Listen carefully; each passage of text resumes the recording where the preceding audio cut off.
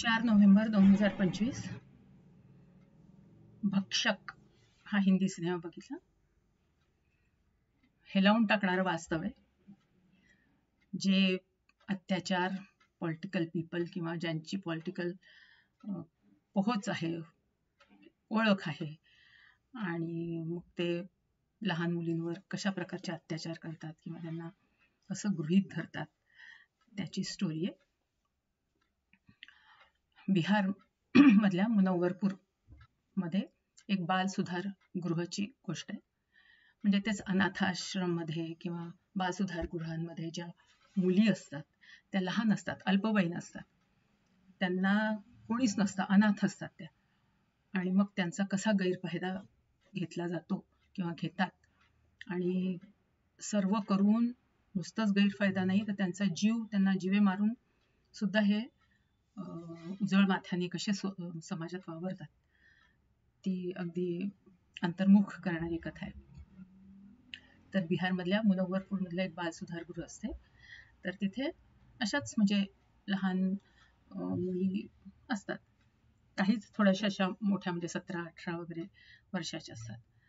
तर तिथे असणारा म्हणजे ते बाल सुधारगृह ज्याचं असतं तो बच्चू सिंग, त्याची बाकी सहकारी, आणि तिथे एक त्यांनी वॉर्डन ठेवली असते म्हणजे हे करणारा. तर ती सगळे त्या पोरींचं शोषण करत असतात, त्यांना चटके देणं सिगारेटचे, ती वॉर्डन उघडी त्यांच्याबरोबर झोपणार, त्यांना उघडं झोपायला लावणार, त्यांच्याबरोबर शारीरिक छळ करणार.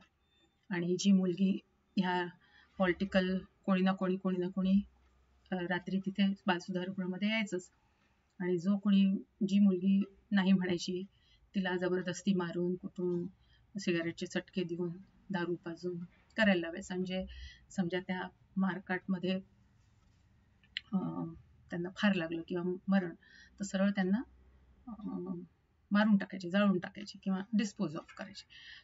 अशा कितीतरी मुली गायब झालेल्या असतात. आणि अशातच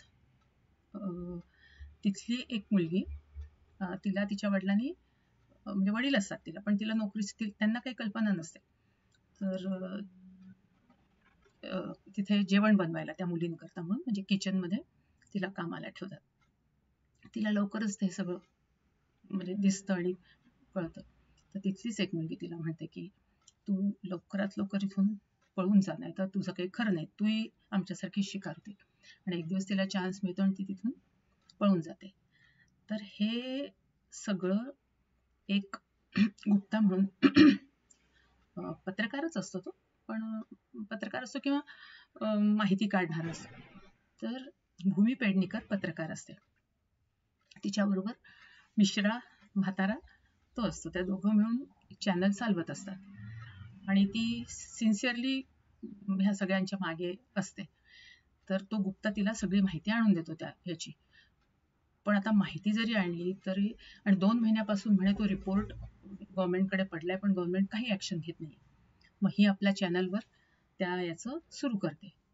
तर त्याला प्रत्युत्तर म्हणून मग हिला जरा धमकीबाजा फोन किंवा असं त्यांच्याकडनं येतात. तो बच्चू तिला बोलवतो भेटायला वगैरे, आणि मग अशी उघड धमकी देतो, पण ती त्याला जुमानत नाही.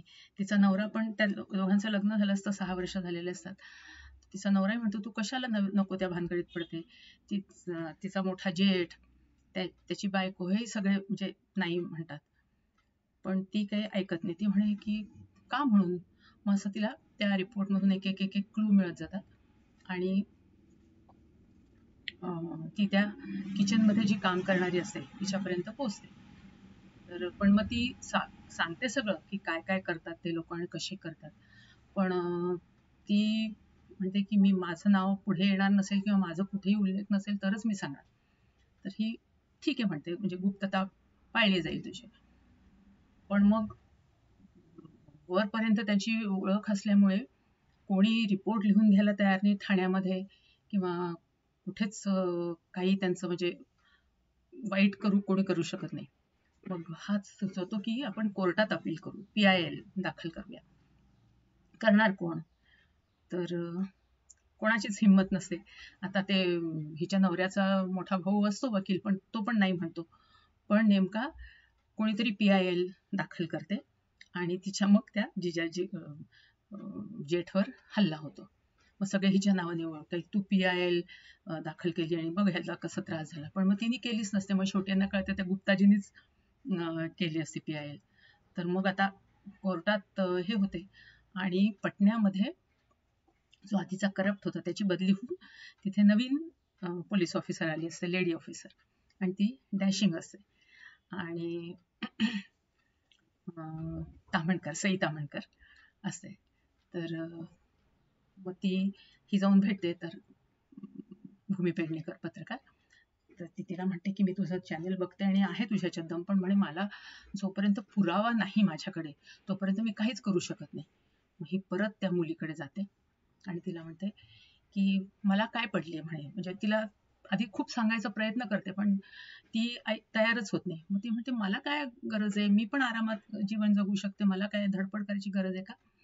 लोक मरतात तिथं मरू देत, किंवा त्यांचं असं होतंय तर होऊ दे, आपल्याला काय करायचं. म्हणजे ती खूप असं पोटतिडकीने बोलून येते. पण मग शेवटी ती तयार होते आणि मग ती सगळं बोलते, रेकॉर्ड करतात ते लोक, आणि मग सई ताम्हणकर रेड टाकते त्या सुधारगृहावर आणि त्या मुलींची तिथून सुटका करते. तर हे लोक इतके बेशरम असतात, अगदी हसत हसत बाहेर पडतात, त्यांना म्हणजे काहीच लाज वाटत नसते. तर त्याच्यातलाच एक जण जो हायर, जे आता बाल सुधार कमिटीचा जो चेअरमन असतो, तर तोही ह्या सगळ्यात इन्व्हॉल्व असतो. पण मग तो म्हणतो की नाही, माझं नाव खराब होईल, असं होईल, म्हणून तो मग मला माफ करा म्हणून आधीच तो बाहेर पडतो आणि मग ऍक्च्युअली ऍक्शन घ्यायला तयार होतो. आणि म्हणजे मंत्री याच्यापर्यंत ह्या गोष्टी जातात आणि मग म्हणजे चक्र मग फिरतात आणि मग ही शेवटी म्हणजे पकडल्या जातात सगळ्यांना अरेस्ट होते. आणि मग ती परत आपल्या चॅनलवर हे करते की जोपर्यंत ह्या गोष्टी चालतील माझं चॅनल सतत याचा पाठपुरावा करत राहील आणि मी ह्या लोकांना असं सोडणार नाही.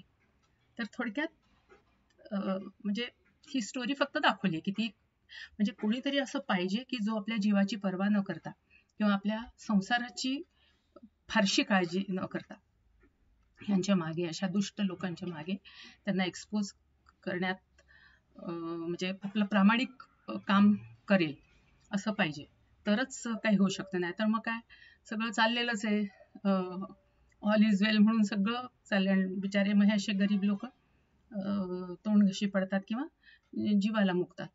तर ह्याच्यात मग तेच दाखवले की तिला पण घरातनं खूप त्रास होत असतो. म्हणजे 6 वर्ष झाली, मूल नाही, बाळ नाही, आणि तुला काय करायचंय. मग रात्री उशीर वगैरे झाला की नवरा खूप चांगला असतो, पण तरी म्हणजे की तू जेवायला काही बनवलं नाही, ठेवलं नाही, म्हणजे अशा प्रकारचं तिलाही हे करावं लागतं. लोकांच्या नजरा पण वाटेल तसं वागणं, हे ते. तर पण ती या सगळ्यांना म्हणजे मागे सोडून किंवा पुरून, आणि तो मिश्रा जो तिच्याबरोबर असतो म्हातारा, तर भास्कर नाव असतं त्याचं, तर तो पण तिला पूर्ण सपोर्ट करत असतो. आणि अशा प्रकारे ते लोक आपलं काम सक्सेसफुली पुढे नेतात. छान आहे. म्हणजे भक्षक रक्षकच भक्षक होऊन जातात तेव्हा काय होते त्याचं अगदी चरितार्थ चित्रण आहे. छान आहे, मला आवडलं.